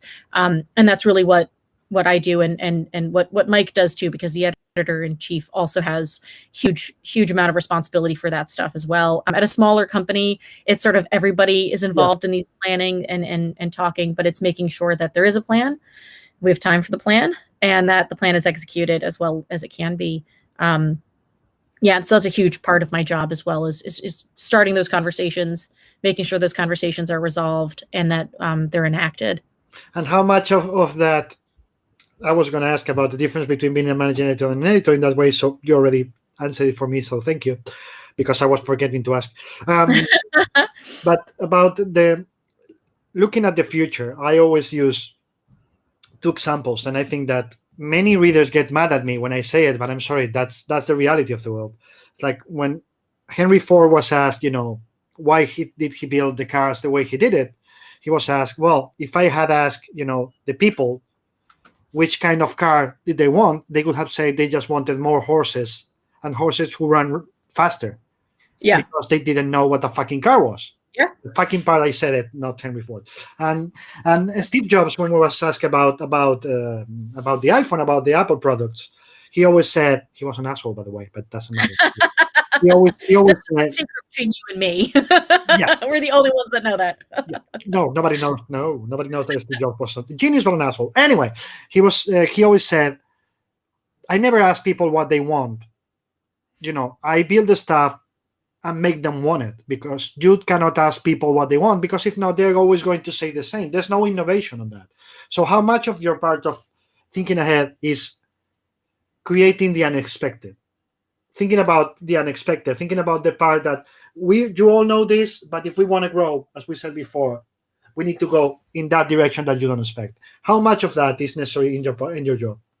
Yeah, so there are definitely like recognizable patterns in the kinds of books that are selling, and that you can always, even readers know that they'll see what the kind of buzz is about, and like what the kind of numbers look like, and whether or not something sold out at their comic book shop, and things like that. And part of the job of being an editor is like recognizing those trends and providing for those trends, but also thinking ahead about what could be next, like what is the next cool thing that people are going to want to see, and then like trying to anticipate that. And that doesn't, that sounds like I'm sitting down and making a list of things that I think are going to be big tomorrow, and that's not true. That goes back again to, when we get pitches in from people and we review them, does this make us excited?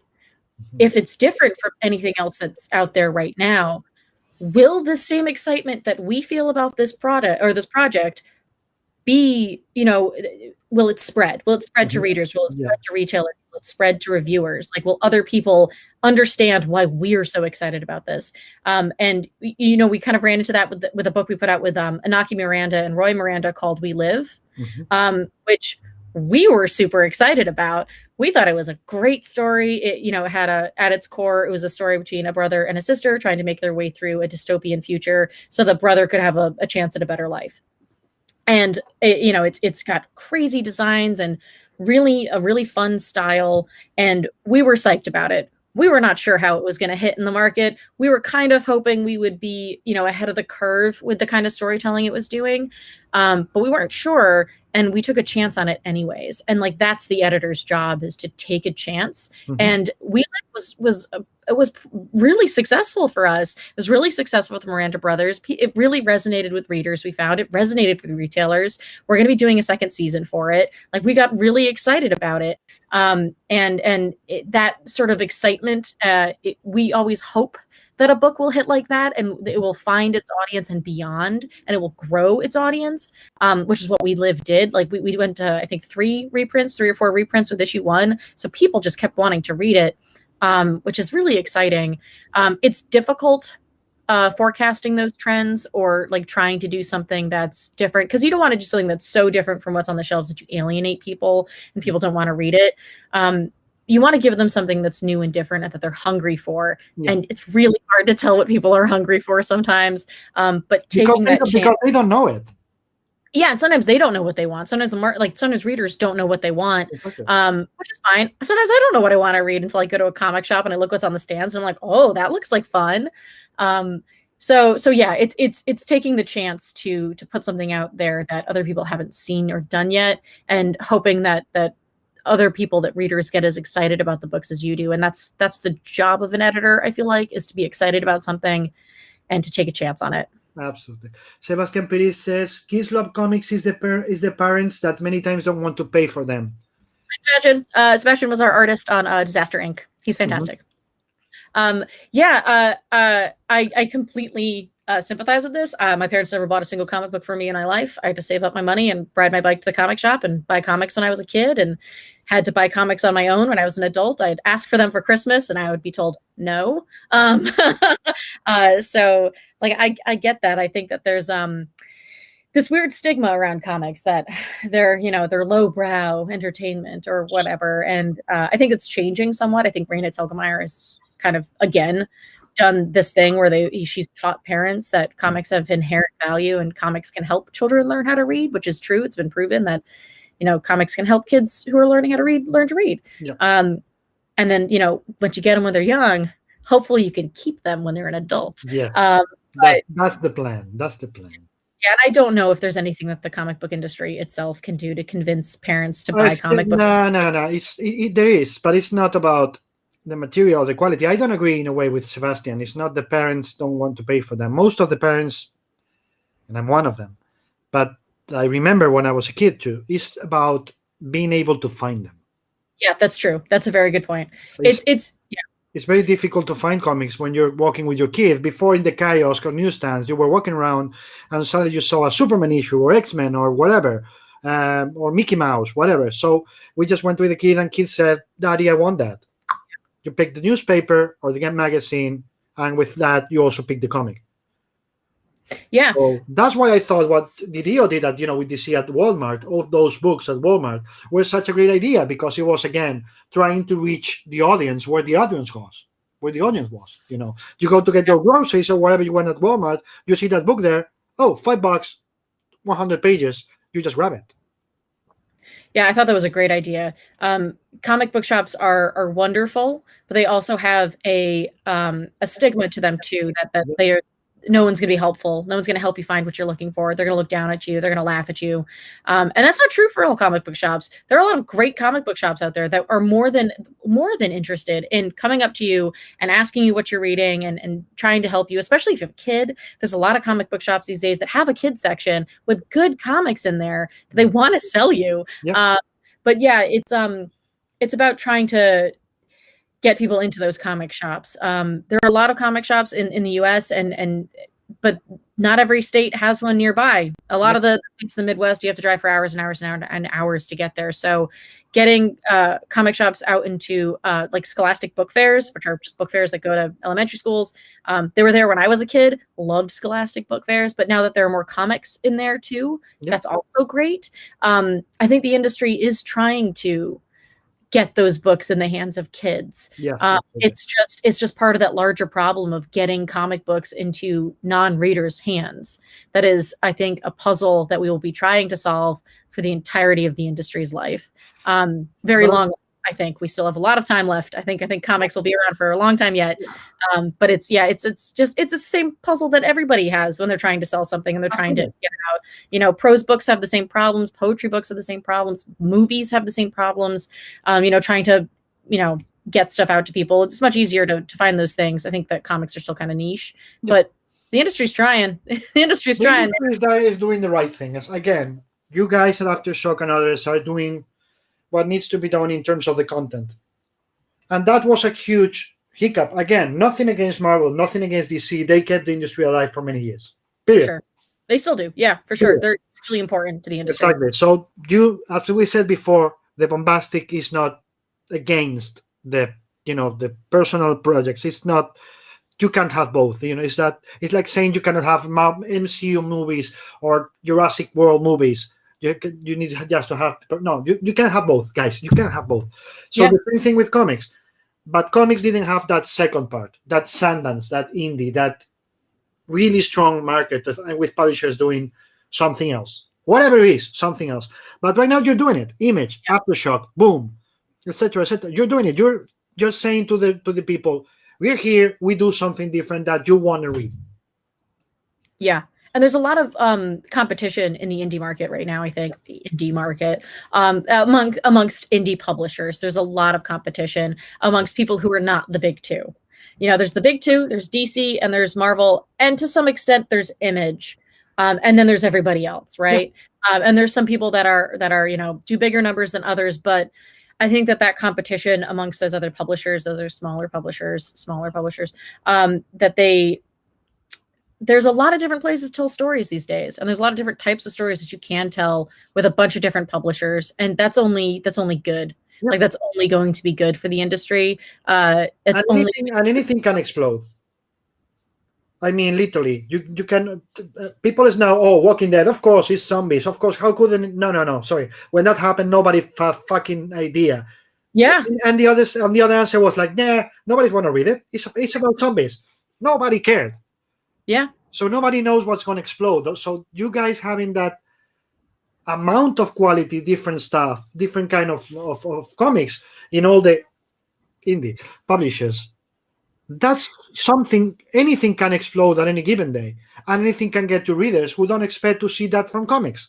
And that's only going to give us what we need, which is that respect among the readership.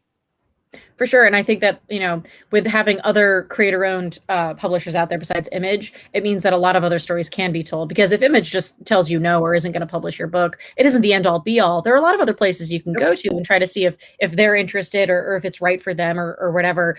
So it's just better for creators who are trying to tell stories that maybe aren't going to be good for certain publishers or for whatever reason are rejected from certain publishers. And then it's good for readers who want to see new and interesting and different stuff. And yeah, I think it's just good stuff all around for comics for everybody involved.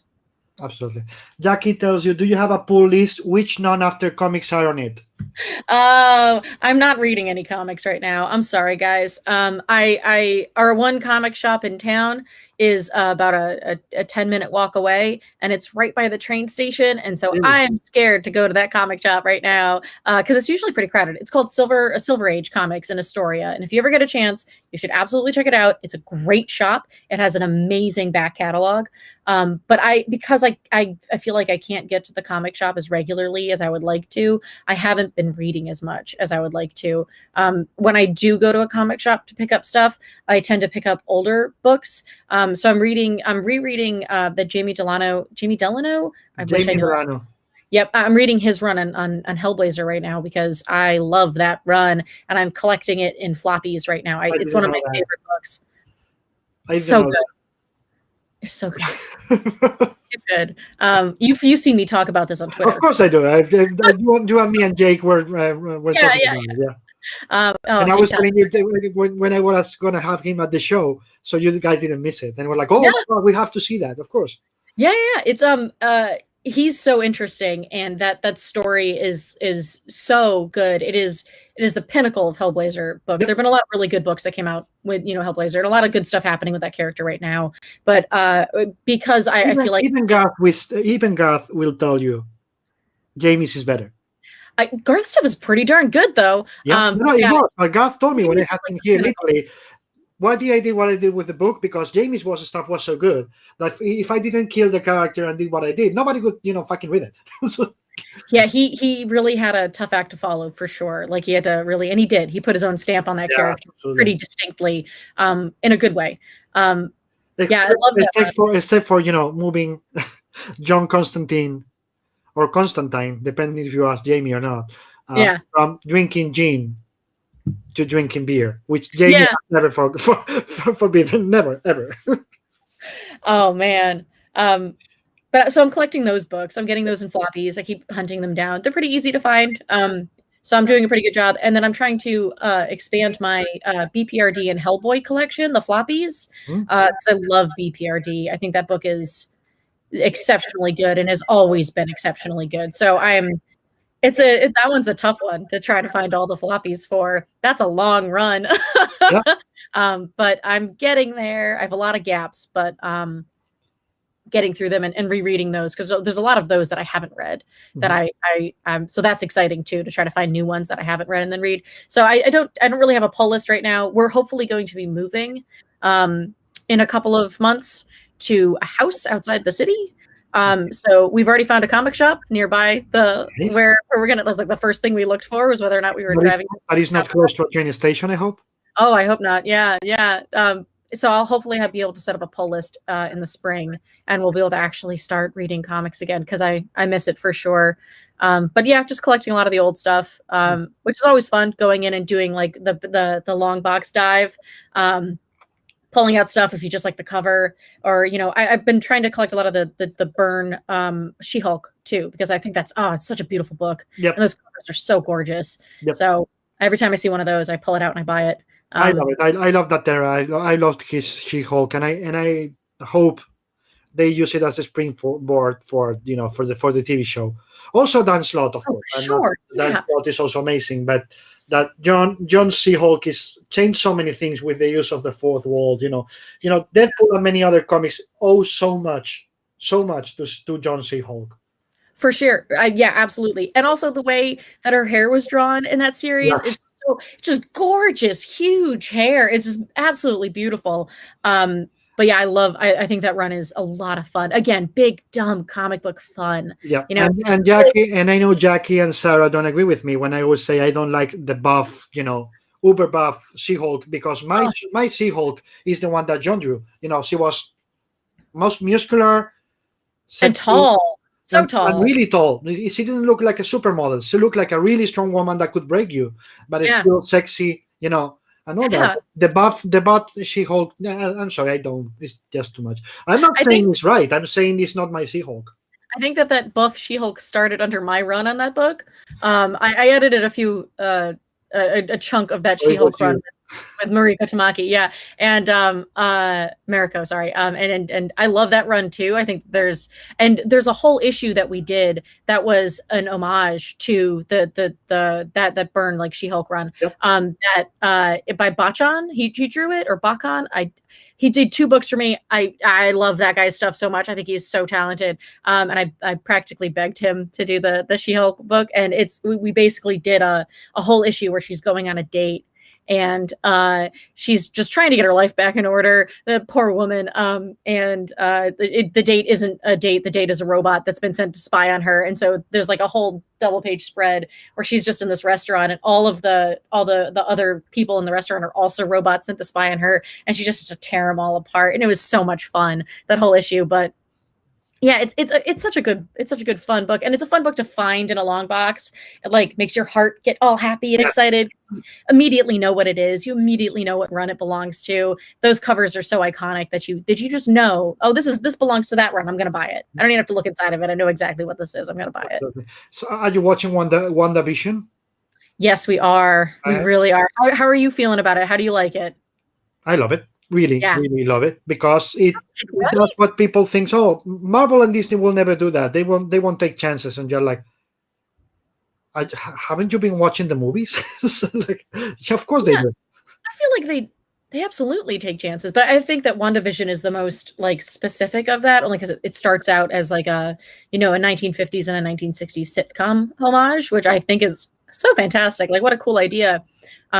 But for comic book readers, it's really fun because you can sort of forecast where this is headed, and that's really exciting.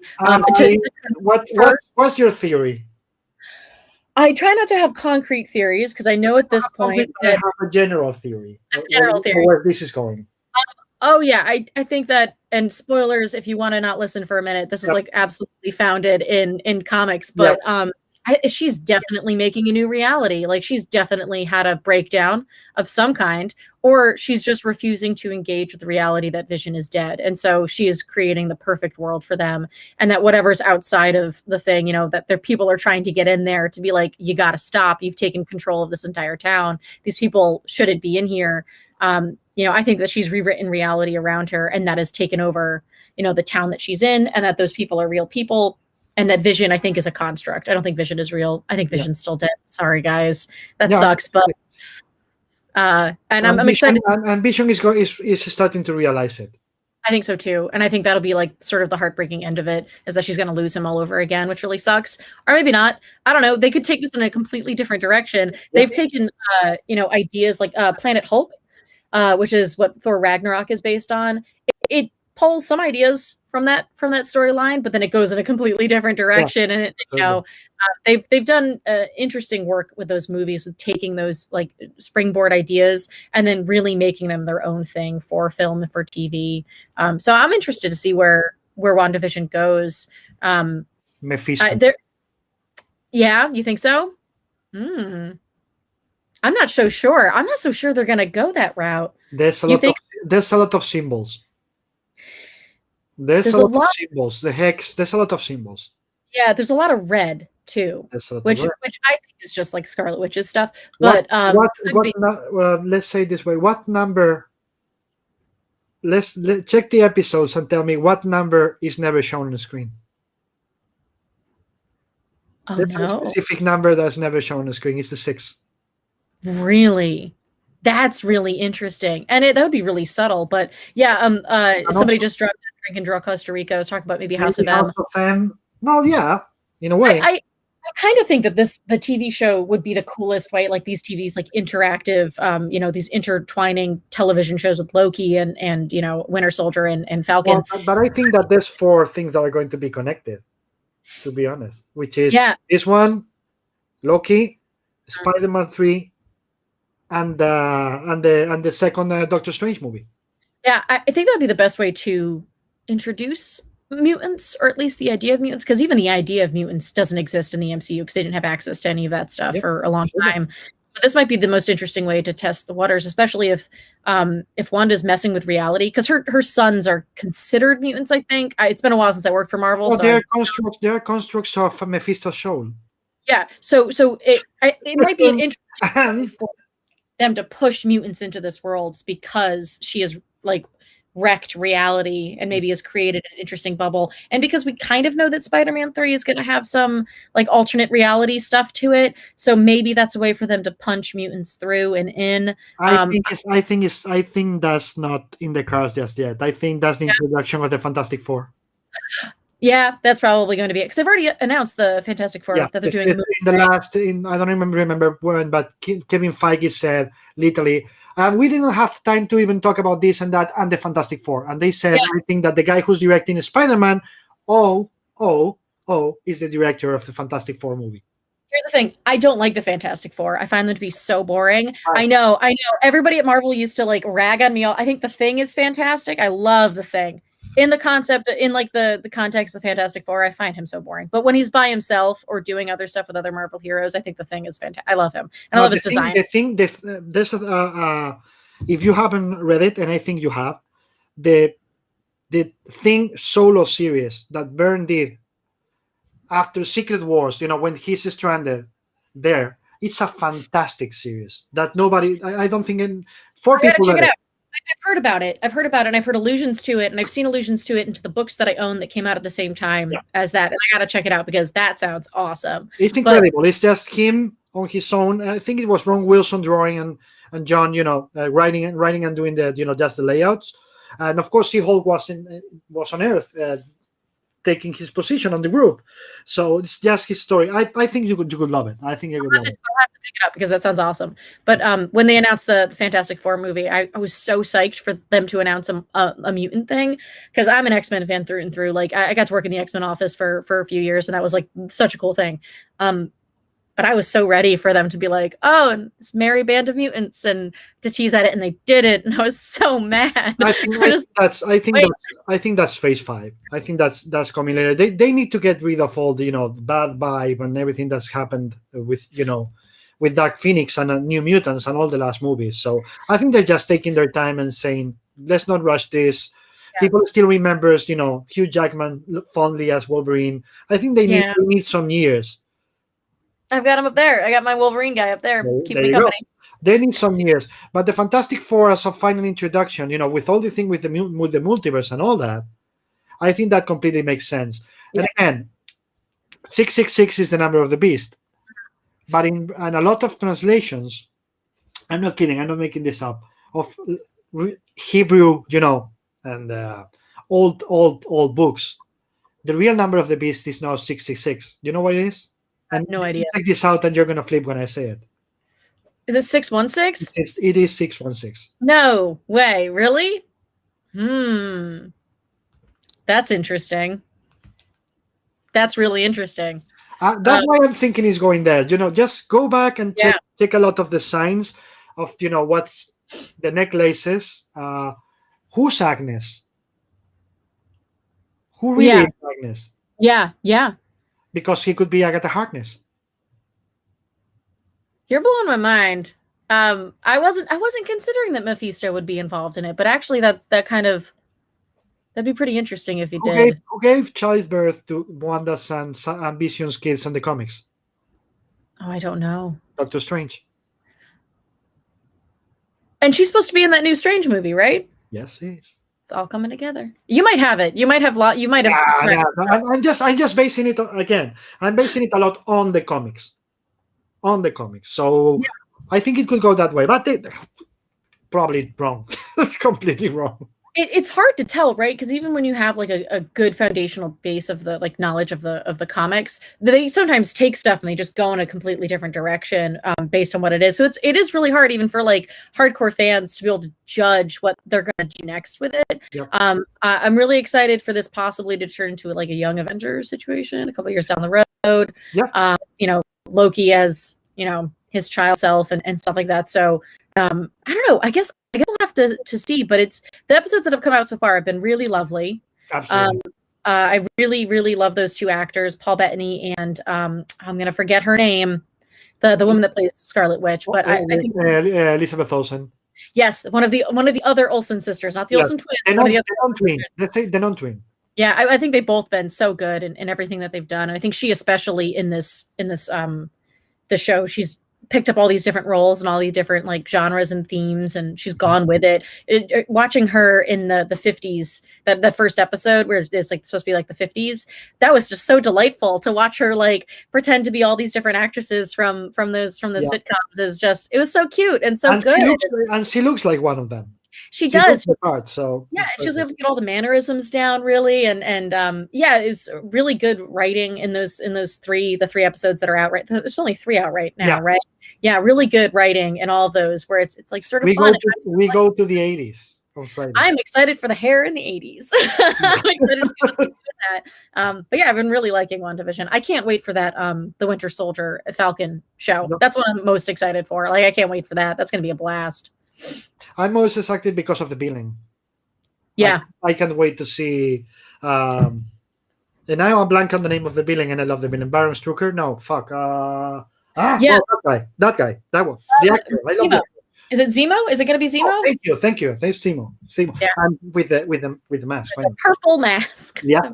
Jackie tells you, so if I really want to ruin your day, I should go to Silver Age and buy all their Hellblazer comics. Got it. You can try. They've got so many, Jackie. Good luck.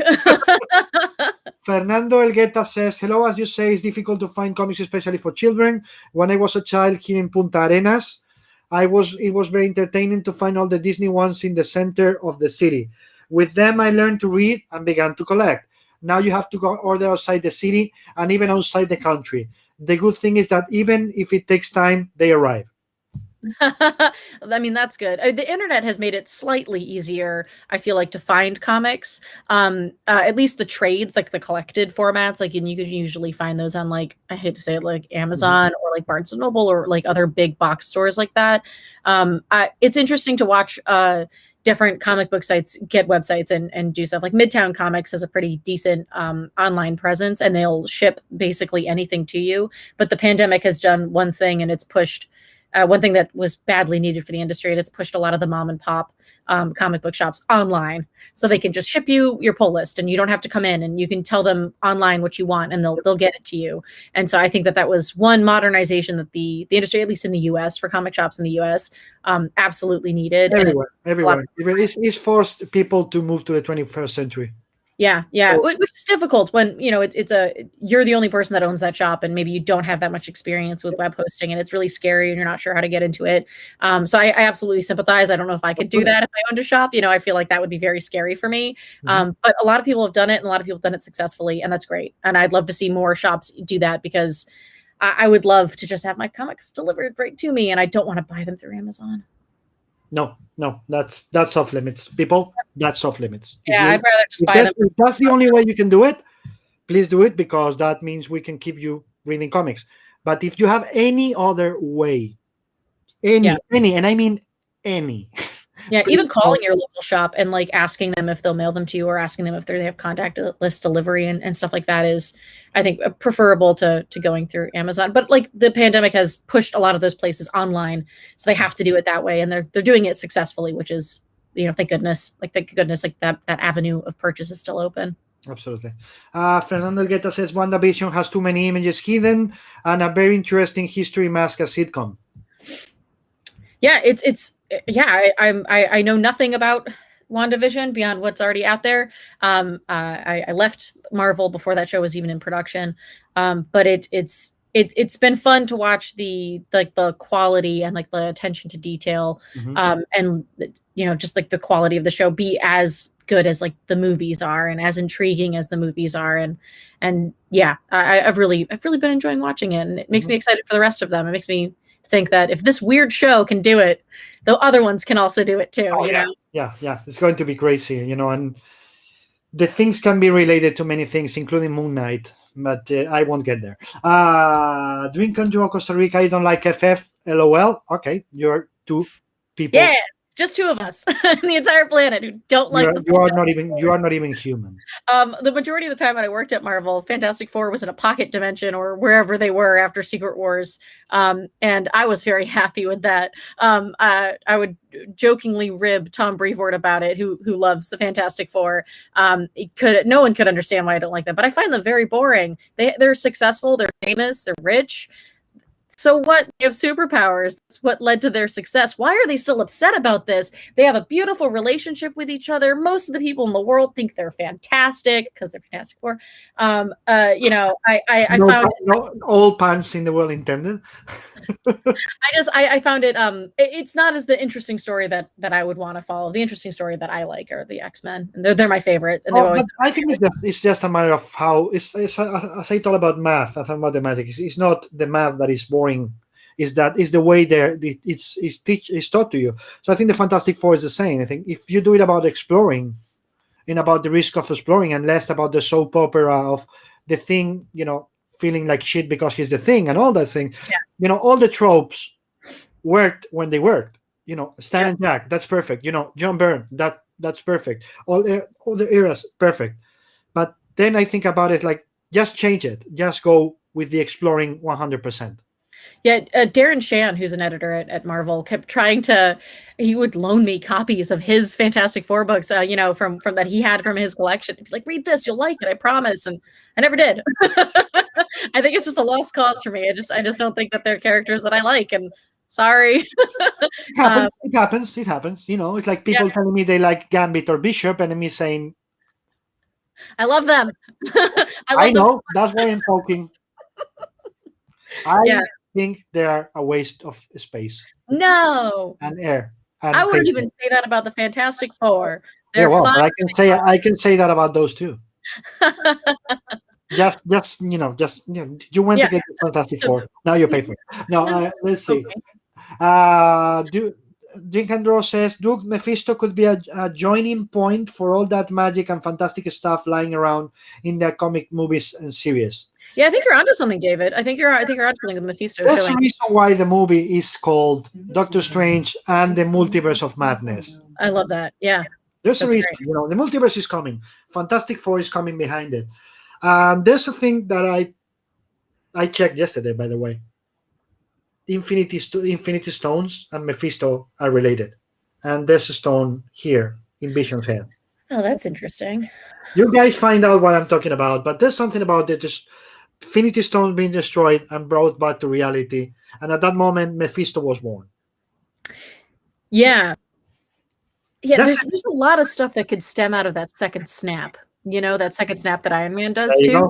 There's a lot of stuff like I'm really interested to see what they do with Gamora, because the Gamora that they're going to have now in the MCU is a Gamora from the past. And so I think I think the Guardians are going to have to hunt her down and try to figure out what's going on with her. And I think that'll probably be that third Guardians movie. At least I hope it is. I hope that she gets in there. The Loki we have is not the Loki we had.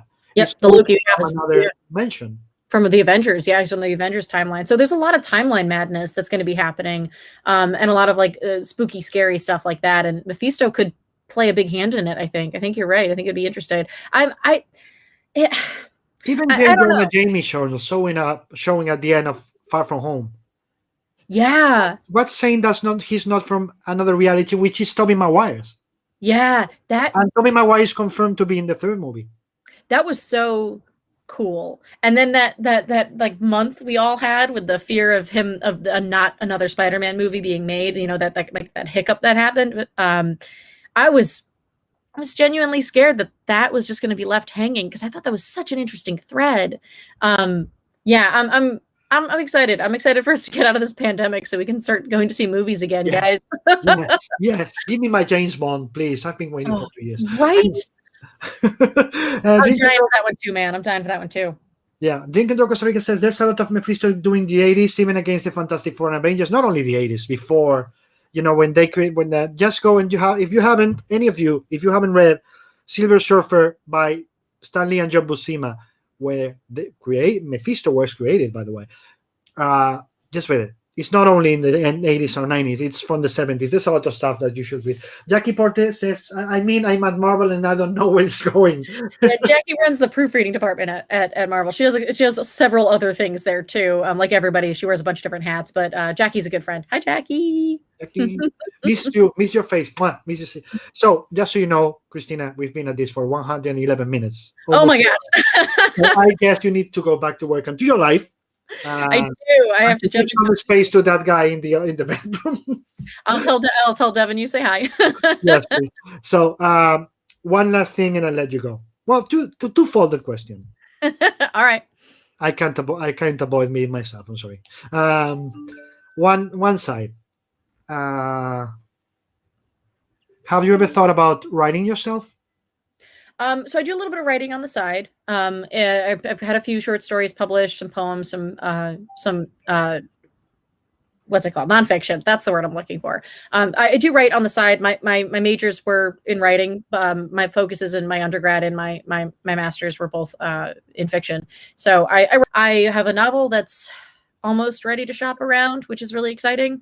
It's basically all I did for 2020 is I got the novel in working order, and it's sort of in working order. There's some stuff I need to tweak, but it's mostly ready to start writing my own pitches, and that's terrifying. I really like editing, but ultimately, I'd like to be writing novels and things like that. But, you know, the editing is the thing that is my career. I hope to be, and I hope to stick with it for long enough for it to be a long career. But you know, I went to school for writing. I've loved writing my entire life. I've been writing my entire life, and I don't see that stopping anytime soon. And the second part of that question, you kind of answered already. Is there anything that you've been dying to do for like forever that you're saying sooner or later I'm going to do it? Get a book published, man. I want to get this novel published. I'm really interested in getting that started because I have some other ideas for other novels. I'm gonna start writing them now that this one's done.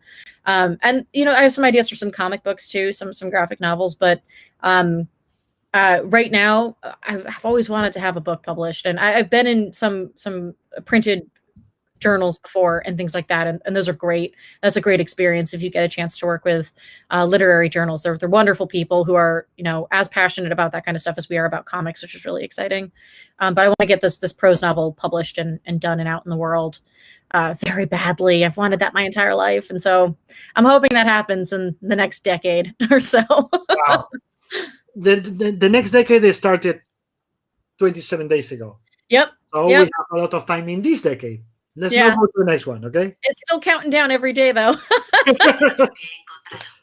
Okay, so thank you so much for being here, Christina. Thank you for having me, David. This was so much fun. Thank you. Don't cut because I want to say proper thank you to you after we're off the air. I'll stay right here. To all of you, thank you so much for being here. Thank you so much for watching. Thank you for your questions. Jackie, one of these days you're going to be on the other side of the screen if you keep asking so good questions. So I'm going to just jump off and let you do the questions. No, and stay safe, you all, and see you tomorrow. And tomorrow we have with us Mamen Moreu, Spanish artist, Spanish amazing creator.